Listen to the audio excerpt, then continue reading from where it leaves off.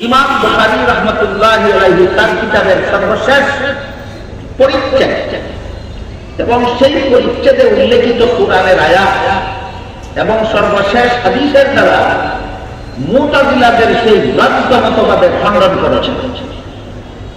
মুতাজিলাদের ভ্রান্ত মতবাদে কিয়ামতের দিন বান্দার কোনো আমলনামা ওজন হবে না, বান্দার আমল ওজনযোগ্য নয়, এই ভ্রান্ত মতবাদের খণ্ডন করেছেন ইমাম বুখারী তার কিতাবের সর্বশেষ হাদিসের দ্বারা। এই ব্যাপারে আমি কয়েকটি আয়াত আপনাদের সামনে তিলাওয়াত করেছি আর বুখারী শরীফের সর্বশেষ হাদিসটার কথা বলছি। কুরআনের আয়াতে আল্লাহ বলেন, فَأَمَّا مَنْ ثَقُلَتْ مَوَازِينُهُ فَهُوَ فِي عِيشَةٍ رَاضِيَةٍ وَأَمَّا مَنْ خَفَّتْ مَوَازِينُهُ فَأُمُّهُ هَاوِيَةٌ। এর অর্থ হলো হাসরের মাঠে আমল ওজন করার সময় যেই বান্দার নেক আমলের ওজন ভারী হবে সে জান্নাতি সাব্যস্ত হবে, আর যার নেক আমলের ওজন হালকা হবে, গুনার ওজন ভারী হবে, সে জাহান্নামী সাব্যস্ত হবে। তাহলে সরাসরি কোরআনের আয়াতে বান্দার আমল যে ওজন হবে একথা কোরআনে উল্লেখ হলো কিনা? কোরআনে উল্লেখ। ঠিক তেমনি ভাবে বুখারী শরীফের সর্বশেষ হাদিসে আল্লাহ রাসূল বলেন, দুইটা কথা আছে এমন যে দুইটা কথা মুখে উচ্চারণ করা খুব সহজ, কিন্তু আল্লাহর কাছে অনেক প্রিয় এবং আমলনামা ওজনের সময় এই দুই কথার সওয়াবের ওজন হবে অত্যন্ত ভারী। আবার দেখুন হাদিসে আমলনামা ওজনের কথা উল্লেখ করা হয়েছে, কোরআনেও আমল ওজন করার কথা উল্লেখিত আছে, হাদিসেও আমল ওজন করার কথা উল্লেখিত। বুখারী শরীফের শেষ হাদিসে রাসূল কি বলেছেন? দুইটা কথা এমন আছে যে দুইটা কথা মুখে উচ্চারণ করা খুব সহজ, আল্লাহর কাছে বড় প্রিয়, আর ওজনের সময় তার সওয়াবের ওজন ভারী। তাহলে আমল যে ওজন হবে এই ওজন হওয়ার কথা হাদিসে উল্লেখ আছে। এই দুই কথা কি কি? দুই কথার এক কথা হলো সুবহানাল্লাহি ওয়া বিহামদিহি, আর একটা কথা হলো সুবহানাল্লাহিল আযীম। এই দুই কথা, সুবহানাল্লাহি ওয়া বিহামদিহি একটা কথা, সুবহানাল্লাহিল আযীম আরেকটা কথা।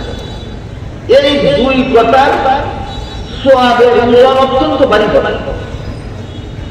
আমি দুঃখিত, দুই কথার সওয়াবের ওজন মিজানে কেন ভারী হবে তার অত্যন্ত গুরুত্বপূর্ণ কতগুলি কারণ আছে। সেই কারণগুলি সবিস্তারে আলোচনার সময় সুযোগ এখানে নাই, এবং সেই ব্যাপারে অনেক কথা এমন আছে যে কথাগুলি হাদিসের ক্লাসের ছাত্ররাই বুঝবে, অন্যরা সহজে বুঝবেও না, এবং হাদিসের ক্লাসের ছাত্রদেরই দরকার, অন্যদের দরকার না। এই জন্য যে এই হাদিসের ব্যাখ্যায় যত কথা সাধারণ মুসলমানের বোঝা কঠিন হবে এবং তাদের বোঝার দরকার নাই, শুধু হাদিসের ক্লাসের ছাত্ররা বুঝবে এবং তাদের দরকারও আছে। সেই সব কথা উস্তাদ ছাত্রদেরকে ক্লাসে বসে পড়াবেন, বুঝাবেন, সেখানে সেই সব কথার আলোচনা হবে। এখানে যেহেতু হাদিসের ক্লাসের ছাত্রদের চেয়ে আমাদের শ্রোতার সংখ্যা অনেক বেশি, যারা আলেম নন, হাদিসের ক্লাসের ছাত্র নন, তাই এখানে আমি এই হাদিসের ব্যাখ্যা থেকে যেসব কথা সর্বস্তরের মুসলমানের বুঝার যোগ্যতাও আছে এবং বুঝার দরকারও আছে, এমন কিছু কথা আমি আপনাদের সামনে তুলে ধরতে চাই। যেসব কথা এই হাদিসের ব্যাখ্যা প্রসঙ্গে, যেসব কথা হাদিসের ক্লাসের ছাত্র, আলেম, জনসাধারণ মুসলমান নির্বিশেষে সর্বস্তরের মুসলমানদের জন্য যেসব কথা বোঝা সম্ভব এবং বোঝা দরকার, ওইসব কিছু কথা আমি আপনাদের সামনে এই হাদিসের ব্যাখ্যা প্রসঙ্গে তুলে ধরতে চাই।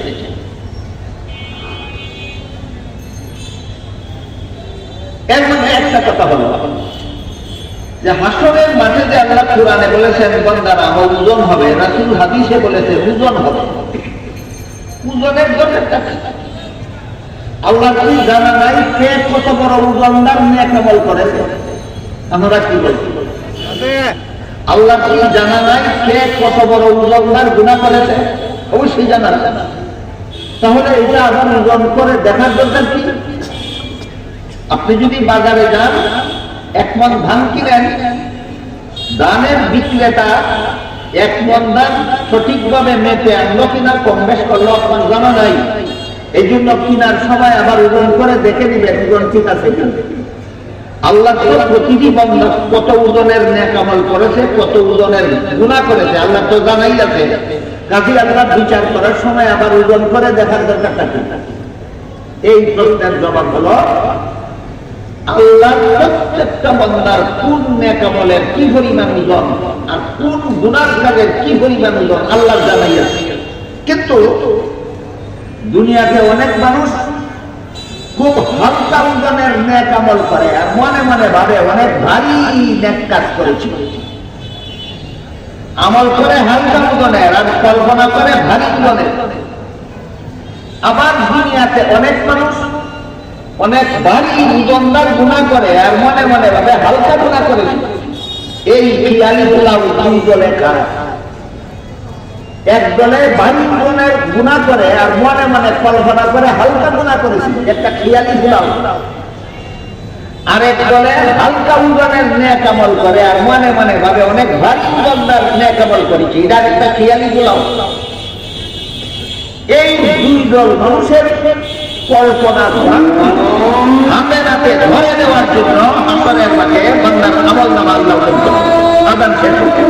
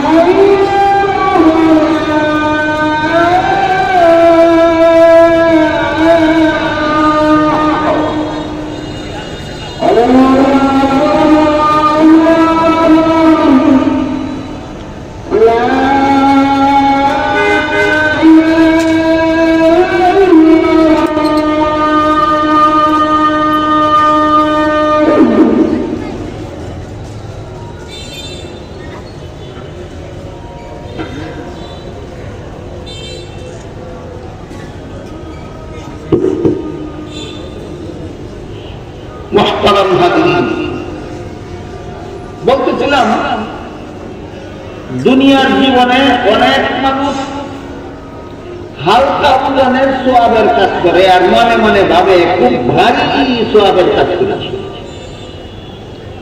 আর অনেক মানুষ খুব ভারী ওজনের গুনাহ করে আর মনে মনে ভাবে হালকা গুনাহ করে।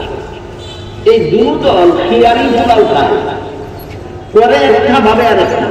এটা একটা বাংলা সাহিত্যে খিয়ালি গুনাহ বলা হয়, করে একটা ভাবে আর একটা। এদের ভাবনা যে এদের কাজের অনুকূল নয়, এই কথাটা এদের চোখে আঙ্গুল দিয়ে দেখাবার জন্য হাসরের মাঠে আল্লাহ সমস্ত বান্দাদের আমল ওজন করে দেখাবেন, তুমি দেখো তুমি কি ওজনের আমল করেছো। কেন আল্লাহ হাসরের মাঠে বান্দার আমল ওজন করবেন? কারণটা কি আমি আপনাদেরকে বোঝাতে পেরেছি। এই জন্য আমাদের সমস্ত মুসলমানদের হাসরের মাঠে দাঁড়াবার আগে, কবরে প্রবেশ করার আগে, মরণের আগে আগে বুঝে নেওয়া দরকার যে আমার নেক আমল ভারী হবে কিভাবে আর আমার গুনাহ কাজ ভারী হবে। যেহেতু আল্লাহ কোরআনে বলেছেন নেক আমলের ওজন ভারী হলে জান্নাতি হবে, গুনাহ ওজন ভারী হলে জাহান্নামী হবে। তাই জীবন ভর প্রতিটি মুসলমানের সচেষ্ট থাকতে হবে আমার গুনাহ ওজন যেন ভারী না হয়, আমার কোয়ালের ওজন যেন ভারী হয়। এই চেষ্টা মরণ পর্যন্ত অব্যাহত রাখতে হলে জানা জানতে হবে সমস্ত মুসলমানদের যে নেক আমলের ওজন ভারী হয় কিভাবে আর গুনাহ ওজন ভারী হয় কিভাবে, যেন আমরা ভারী ওজনের গুনাহ না করি, যেন ভারী ওজনের নেক আমল মরণ পর্যন্ত করে যেতে পারি। এই স্বার্থেই আমাদের সকলে বুঝতে হবে ওজন ভারী হয় কিভাবে আর হালকা হালকা। মুমিনের নেক আমল ওজন ভারী হয় তার আমলের মধ্যে তিনটা গুণ থাকলে, তিন গুণের কারণে আমলের ওজন ভারী হয়। নেক আমল সওয়াবের ওজন ভারী হয় কত গুণ বিশিষ্ট হলে? তিন গুণ। তিন গুণের প্রথম গুণ হল ঈমান থাকতে হবে। ঈমান না থাকলে নেক আমলের বিন্দু মাত্র ওজন হবে না। কাদিয়ানীদের যেহেতু ঈমান নাই, এরা যেহেতু কাফের, এই জন্য এদের নামাজ রোজা ইবাদত বন্দেগীর কোনো ওজন হবে না।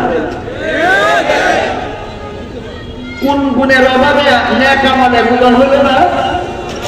ঈমানের অভাবে, ঈমানের অভাবে। কিন্তু দুঃখের বিষয় আমাদের বর্তমান সমাজের অনেক শিক্ষিত মুসলমানেরাও বুঝেন না ঈমান কাকে বলে। ঈমান কাকে বলে না বোঝার কারণে ঈমান হারিয়ে বসেছেন আর অনেক আগে, কিন্তু নামাজ রোজা ইবাদত বন্দেগী করেন আর মনে মনে ভাবেন ভারী ওজনের নেক আমল করেছি। এমন খেয়ালি ভুলাও যারা চায় এদেরকে সতর্ক করার জন্যই হাসরের মাঠে বান্দারা আবেদন করা হবে। তাই আমাদের সকলের জানা থাকতে হবে ঈমান কাকে বলে। প্রশ্নের জবাব একটু লম্বা, আমি খুব শর্টকাট করে বলতে চাই। সেটা হলো 30 পারা কোরআনে আল্লাহ যা কিছু বলেছেন সঠিক বলেছেন, বিশ্বাস করার নামে না। 30 পারা কোরআনে আল্লাহ যা কিছু বলেছেন, বলুন কেমন বলেছেন? আওয়াজ ঝাপসা হয়ে যাবে, বুঝা যায় না। কাকে মিলিয়ে আওয়াজ ঝাপসা হয়ে যায়, বুঝা যায় না। 30 পারা কোরআনে আল্লাহ যত কথা বলেছেন, কোন কোন কথা বেঠিক না, সব কথা সঠিক, এই বিশ্বাসটার নাম ঈমান। দুঃখের বিষয় বর্তমান সমাজের অনেক বড় বড় লোকেরা, অনেক বড় বড় শিক্ষিতরা এই কথাটা জানেও না, মানেও না। আল্লাহ কোরআনে যত কথা বলেছেন সঠিক বলেছেন, জানেও না, মানেও না। সুতরাং কোরআনের সব কথা সঠিক বলে বিশ্বাস না করা পর্যন্ত তোমার কোন নামাজের আধা পয়সার মূল্য নাই, তোমার কোন রোজার আধা পয়সার মূল্য নাই, তোমার কোন ইবাদত বন্দেগীর আধা পয়সার মূল্য নাই। আজকাল অনেকে নিজেদের ইবাদত বন্দেগী নিয়ে বাহাদুরি করে। কেউ বলে আমি 80 রাকাত তাহাজ্জুদের নামাজ পড়ি, কেউ বলে অনেকে অমুকে তাহাজ্জুদও করেন, কুরআন তেলাওয়াতও করেন, অথচ কুরআনের অনেক আয়াতকে সঠিক বলে বিশ্বাস করেন না। আমার কথা বুঝে থাকলে বলুন, কুরআনের কোন একটি আয়াতকে যে সঠিক বলে বিশ্বাস করে না, তার তাহাজ্জুদের দাম কত? তার কুরআন তেলাওয়াতের দাম কত? এর মধ্যে একটি আয়াতের কথা শুধু আজকে বলি আপনাদের। পবিত্র কোরআনের সূরা আলে ইমরানের 85 নম্বর আয়াতে আল্লাহ বলেছেন, মান ইয়াবতাগি গায়রাল ইসলামি দীনান ফালান ইউকবালা মিনহু। ইসলাম ছাড়া আর কোন ধর্ম আল্লাহর কাছে গ্রহণযোগ্য নয়। সব কথা, কি কথা? অস্পষ্ট না সুস্পষ্ট। এমন বহু শিক্ষিত লোক আমার সমাজে আছে যারা জীবনে বারবার বলে লা ইকরাহা ফিদ্দীন, তারা বারবার বলে লাকুম দীনুকুম ওয়ালিয়া দীন, একবারও বলে না ইসলাম ছাড়া কোন ধর্ম আল্লাহর কাছে গ্রহণযোগ্য নয়। কারণ লাকুম দীনুকুম ওয়ালিয়া দীন আয়াতটা তাদের খুব পছন্দ, লা ইকরাহা ফিদ্দীন আয়াতটা তাদের খুব পছন্দ, কিন্তু ইসলাম ছাড়া কোন ধর্ম আল্লাহর কাছে গ্রহণযোগ্য নয় এটা তাদের পছন্দ নয়। আমি আপনাদের জিজ্ঞাসা করি, ওযুর 4 ফরজের মধ্যে 3 ফরজ আদায় করলো, 1 ফরজ বাকি রইল, এমন উযু নিয়ে 100 রাকাত নফল নামাজ করলো, কয় রাকাত নামাজ আদায় হবে? 3 ফরজই বাকি ছিল না, মাত্র 1 ফরজ বাকি ছিল। ঠিক তেমনি ভাবে তুমি কোরআনের লা ইকরাহা ফিদ্দীন আয়াত বানাও, তুমি কোরআনের লাকুম দীনুকুম ওয়ালিয়া দীন আয়াত বানাও, কিন্তু সূরা আলে ইমরানের 85 নম্বর আয়াত বানাও না, তোমার উযু বাতিল, তোমার সমস্ত নামাজ বাতিল, রোজা বাতিল, ইবাদত বাতিল, বندگی বাতিল। তোমার নেক আমলের বিন্দু মাত্র ওজন হবে না হাসরের মুখে।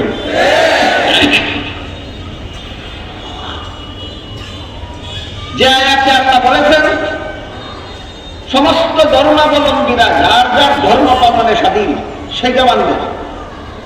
যে আয়াতে আল্লাহ বলেছেন ইসলাম ছাড়া আর কোন ধর্ম গ্রহণযোগ্য নয়, সেইটা মানবেন না। এইভাবে কিছু মানা আর কিছু না মানার না ওই ঈমান। তাহলে এবার আপনারাই বলেন ঈমান কোন জিনিসের নাম? কোরআনের সব কথা, কোরআনে আল্লাহ যা কিছু বলেছেন সঠিক বলেছেন, বিশ্বাস করার নাম ঈমান।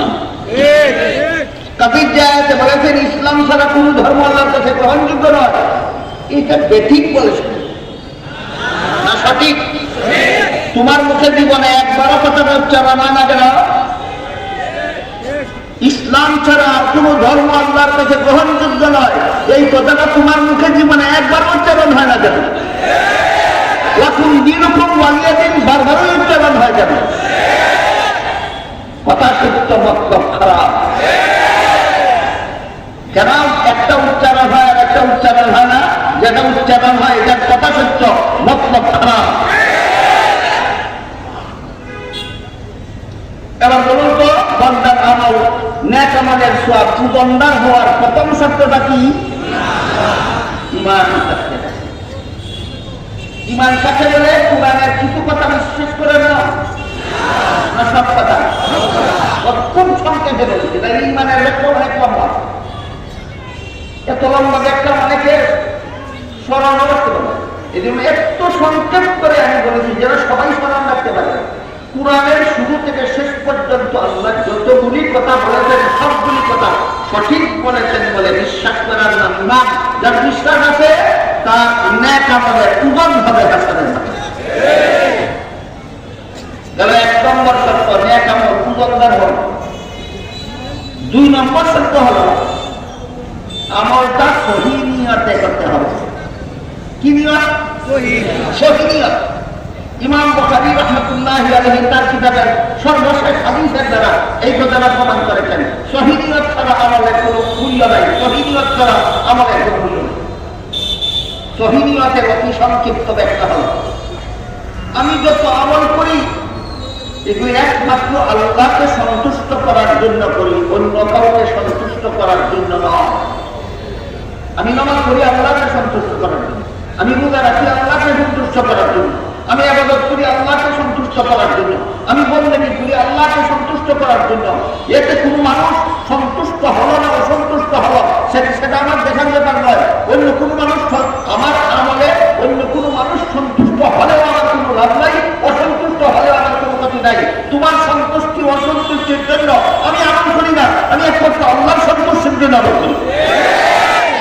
নিয়তের নাম সহিহ।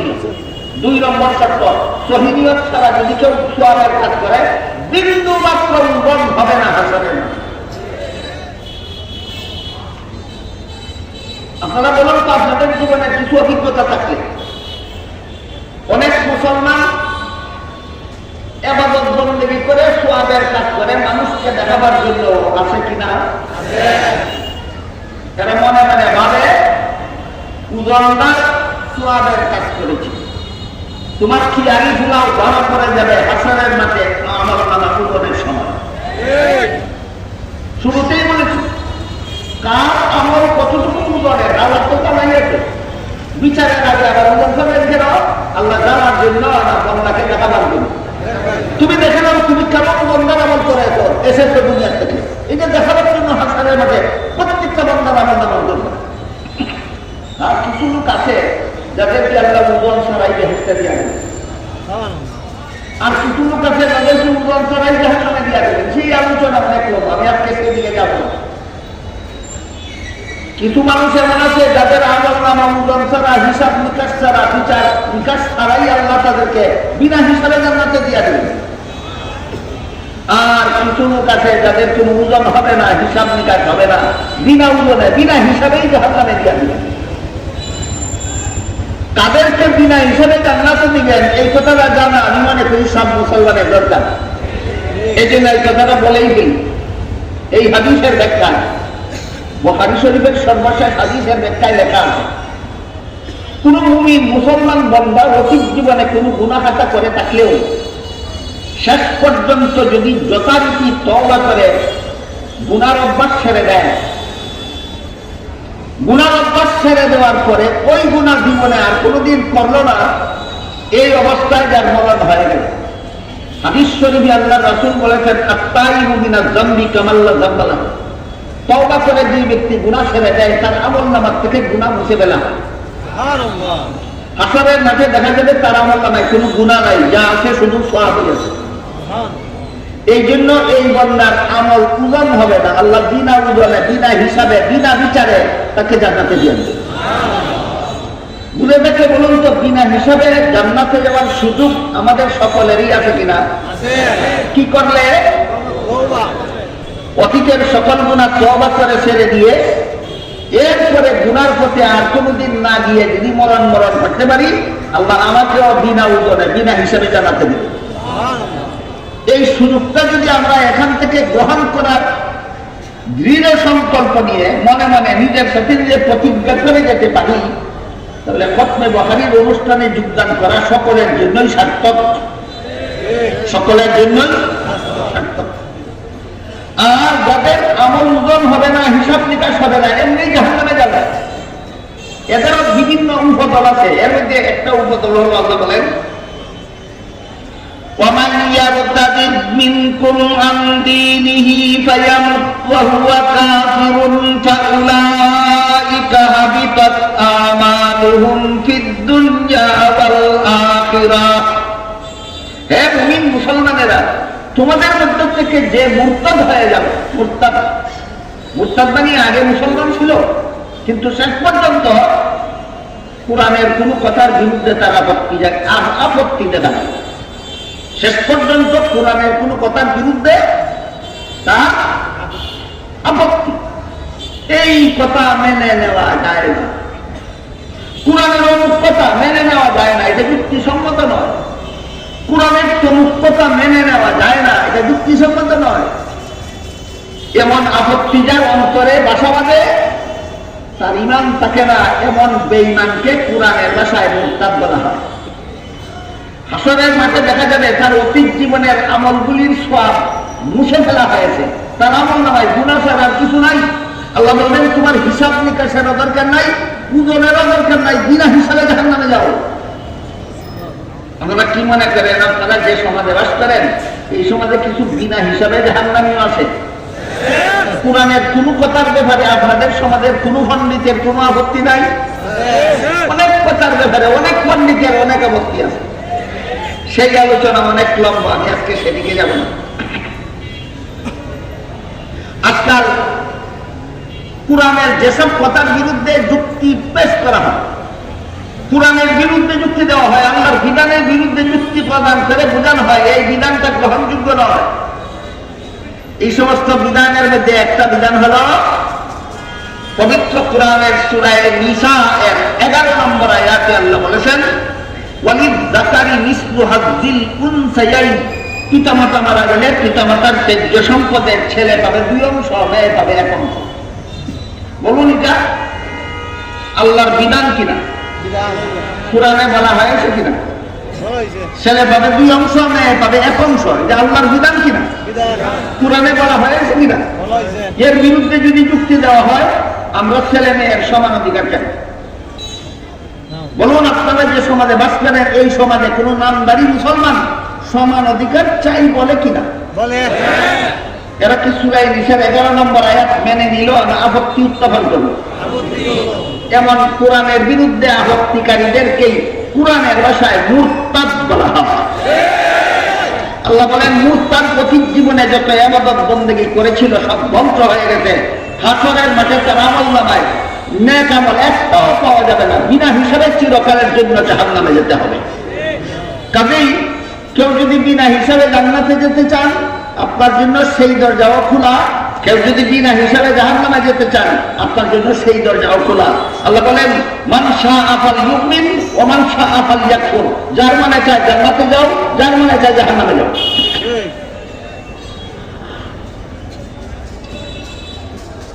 আর এই বিশেষ বিশেষ কিছু দল ছাড়া বাকি সব মানুষের আমল হাসরের মাঠে ওজন হবে। নেক আমলও ওজন হবে, বদ আমলও ওজন হবে। নেক আমলের ওজন ভারী হওয়ার শর্ত আছে কটা? 1 নম্বর ঈমান থাকতে হবে, 2 নম্বর সহিহ নিয়ত, 2 নম্বর সহিহ নিয়তে আমল করতে হবে, 3 নম্বর আমলটা নবীর শিক্ষা দেওয়া পদ্ধতিতে করতে হবে, মন গড়া পদ্ধতিতে নয়। আমলটা কোন পদ্ধতিতে করতে হবে? নবীর শিক্ষা দেওয়ার পদ্ধতিতে। এটাকে ইসলামী পরিভাষায় নবীর সুন্নাত বলা হয়। ঈমান, সহিহ নিয়ত, নবীর সুন্নাত। ঈমান, সহিহ নিয়ত, নবীর সুন্নাত। এই 3 কোয়ালিটি যে নেক আমলে থাকবে, অল্প আমলের ওজন ভারী হবে। অল্প আমলের ওজন ভারী হবে। আল্লাহ বলেন, আম্মা মান সাকুলাত মাওয়াজিনুহু ফাহুয়া ফি ঈশাতির রাদিয়া, যাদের নেক আমলের ওজন ভারী হবে, এরা ওজনের দ্বারা সাব্যস্ত হবে এরা জান্নাত। এবার আমরা বোঝার চেষ্টা করবো গুনাহ ওজন ভারী হয় কিভাবে। এর আগে পিছনের আলোচনার একটা ফিনিশিং বুঝে থাকলে বলুন তো, বাংলাদেশে এমন মানুষ আছে কিনা যাদের আসলে ঈমান নাই, কিন্তু নিজেদেরকে নিজেরা মুসলমান বলে দাবি করে? এরা যে তাহাজ্জুদ করে আর কোরআন তেলাওয়াত করে এবং সমাজে প্রচার করে আমি 80 রাকাত তাহাজ্জুদ করি, এরা কি খেয়ালি ফুলাও খায় না? আমি অনেক বড় সওয়াবের কাজ করেছি, 80 রাকাত তাহাজ্জুদের ডবল করছি। কত টাকা? ফালতু আমাদের একটা শেষ সীমানা থাকা দরকার। তাহাজ্জুদ কোনদিন 80 রাকাত হয় না।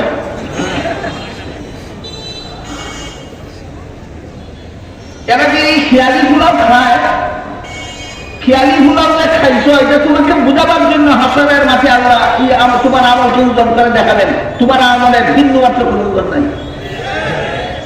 ঈমান হারারা যে নেক আমল করে, এর যে কোনো ওজন নাই, দেখাবার জন্যই হাসরের মাঠে আল্লাহ এই ওজনের ব্যবস্থা করবেন। অসৎ উদ্দেশ্যে যত নেক আমল করে, সহিহ নিয়ত করে, ভ্রান্ত অসৎ উদ্দেশ্যে যত নেক আমল করে, এইগুলির কোনো ওজন নাই, দেখাবার জন্যই হাসরের মাঠে আল্লাহ আমলনামা ওজনের ব্যবস্থা করবেন। আর মন গড়া পদ্ধতিতে নেক আমল করে, নবীর শিক্ষা দেওয়া পদ্ধতিতে নয়, নবীর তরিকা মতে নয়, মন গড়া তরিকা মতো নেক আমল করে, এমন মুসলমানের অভাব নেই বর্তমান সমাজে।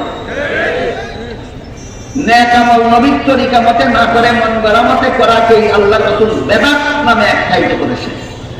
রাসূল বলেছেন, ইসলামুন ওয়া মুহদাসাতিল উমুর ফাইন্না কুল্লা মুহদাসাতিন বিদআতুন ওয়া কুল্লা বিদআতিন দালালা ওয়া কুল্লা দালালাতিন ফিন-নার, আও কামা ক্বালা আলাইহিস সালাতু ওয়াস সালাম। হে আমার উম্মত মুসলমানেরা, ধর্মের কাজ মন গড়া মতে করবে না, করলেই বেদাত হবে, আর বেদাত করলেই জান্নাতের পথ হারাবে, জান্নাতের পথ হারালে জাহান্নামে যেতেই হবে। যার নেক আমলের মধ্যে তিনটা গুণ থাকে।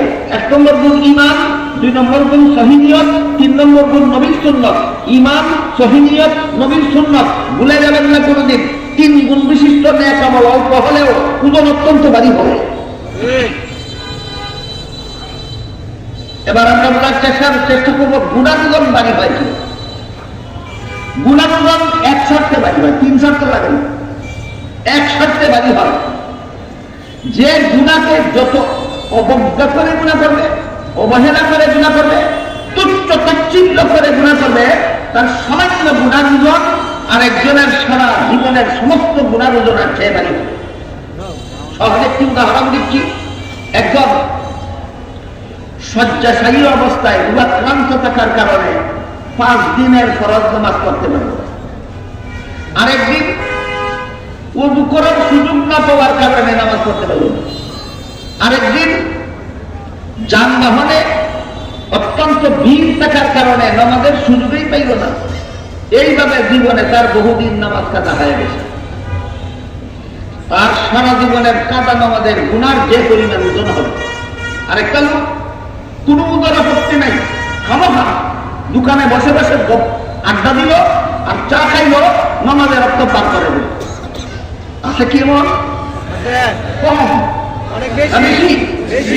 কিতাবে লেখা আছে ওই লোকটা সারা জীবন পর যত ফরজ নামাজ কাজা করেছে সবগুলি গুনার যে পরিমাণ ওজন হবে, যেই লোকটা খামোখা আড্ডা দিয়ে 1 বেলার ফরজ নামাজ কাজা করলো, তার 1 বেলার গুনার ওজনের পাল্লা তার চেয়ে অনেক ভারী হবে।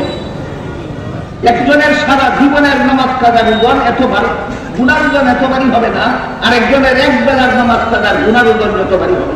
বুঝে থাকলে বলুন, গুনার ওজন ভারী হয় কত কোয়ালিটির দ্বারা, একটা কোয়ালিটির দ্বারা, সেটার নাম অবহেলা, অবহেলা, অবহেলা। আপনাদের দেশের মুসলমান অবহেলা করলে কোনো গুনাহ করে? হালকা ওজনের গুনাহ না ভারী ওজনের গুনাহ? আল্লাহ বলেন গুনার ওজন ভারী হবে, তুমি জাহান্নামী সাব্যস্ত হইবা। এই জিনিসগুলি শুধু হাদিসের কাছে ছাত্রদের বোঝা দরকার না সর্বস্তরের মুসলমানের বোঝা দরকার? আমি এই জন্য বলেছিলাম, হাদিসের ব্যাখ্যায় অনেক কথা এমন আছে যেগুলি হাদিসের কাছে ছাত্ররা বুঝবে, আপনারা বুঝবেনই না। হাদিসের কাছে ছাত্রদের দরকার, আপনাদের দরকারই নেই। সেই আলোচনা ক্লাসে বসা হবে, এটা ক্লাস করে, এটা একটা জনসভা। এখানে সর্বস্তরের মুসলমান শ্রোতা উপস্থিত। এখানে হাদিসের ব্যাখ্যা থেকে এমন কথা আমি আলোচনা করতে চাই যে এই কথাগুলি সর্বস্তরের মুসলমানে বুঝবেও এবং সকলের দরকার হবে। এবার মুতাজিলাদের যুক্তির একটা জবাব দিয়ে কথা শেষ করি। শুরুতেই কি বলেছিলাম? মুতাজিলাদের ভ্রান্ত মতবাদী মুসলমানেরা মনে করে যে আমল যেহেতু কোনো পদার্থ নয়, যে ওজন ঠিক, ওজন হওয়ার কথাটা ঠিক নয়, তাহলে কোরআনে যে ওজনের কথা আল্লাহ বলেছেন, হাদিসে যে রাসূল ওজনের কথা বলেছেন, এই সমস্ত আয়াত এবং হাদিসকে তাদের যুক্তির অধীনে ব্যাখ্যা করে নেয়। এই ব্যাখ্যার নামই কোরআন হাদিসের অপব্যাখ্যা। এমন ব্যাখ্যার নামই কোরআন হাদিসের অপব্যাখ্যা। এবার ইমাম বুখারী যে প্রমাণ করলেন, হ্যাঁ ওজন সঠিক, এটা অপব্যাখ্যার মোতাবেক কি নয়। কোরআনে আল্লাহ বলেছেন আমল ওজন হবে, এটাই সঠিক। হাদিসে রাসূল বলেছেন আমল ওজন হবে, এটাই সঠিক। এখন কিভাবে সঠিক এটা বোঝার জন্য মুতাজিলাদের ভ্রান্ত মতবাদের খণ্ডনের জন্য সামান্য একটু কিঞ্চিত আবার দিচ্ছি আমি আপনাদের। যে জিনিসটার দ্বারা হাসরের মাঠে আল্লাহ বান্দা আমল ওজন করবেন, এই জিনিসটাকে কোরআনে হাদিসের নাম দেওয়া হয়েছে মিজান। যে যন্ত্রের দ্বারা ওজন হবে বান্দার আমল, যন্ত্রটার নাম মিজান। মিজান শব্দের সাধারণ অর্থ বলা হয় পাল্লা। মিজান শব্দের সাধারণ অর্থ পাল্লা। কিন্তু হাসরের মাঠে বান্দার আমল ওজনের পাল্লা দুনিয়ার ধান চাল মাপার পাল্লার মতো নয়, সোনা রূপা মাপার পাল্লার মতো নয়। এটা একটা বিশেষ ধরনের পাল্লা। এবার বলুন তো, হাসরের মাঠে বান্দার আমল ওজন করণের পাল্লাটা জাগতিক পাল্লা না পরলৌকিক পাল্লা? জাগতিক পাল্লা নয়, দুনিয়ার জীবনের এই পদার্থ ওজনের পাল্লার মতো পাল্লা, যে আলাদা ধরনের পাল্লা। পাল্লার ধরনটা কেমন?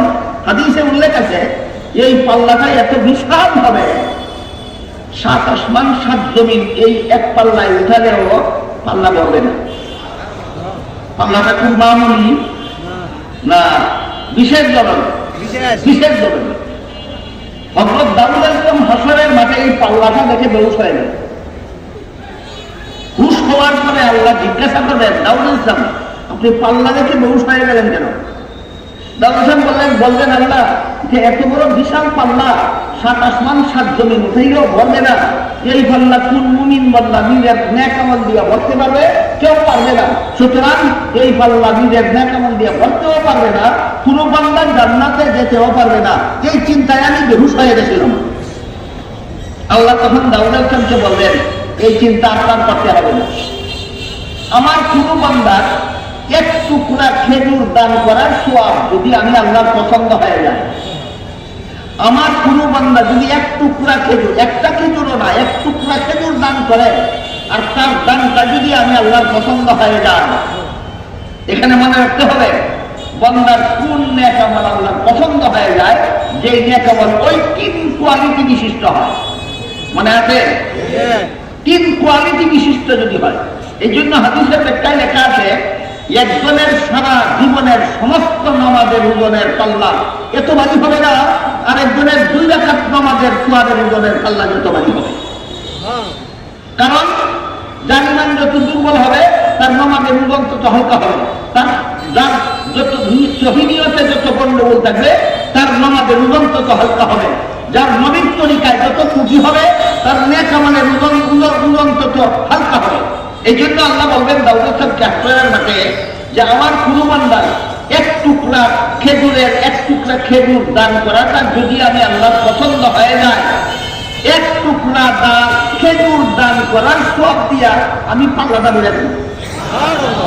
এটা কি দান পাল্লা বা পাল্লা? যে পাল্লা এক টুকরা খেজুরের সওয়াব দিলেই ভরে যায়, এটা কি সুনানো ভাবার পাল্লা না বিশেষ ধরনের পাল্লা? বিশেষ ধরনের পাল্লা। সেই পাল্লাকে দুনিয়ার পাল্লার সাথে তুলনা করা মুতাজিলাদের ভ্রান্ত মতবাদ। সেই পাল্লাকে দুনিয়ার পাল্লার সাথে তুলনা করা মুতাজিলাদের ভ্রান্ত মতবাদ।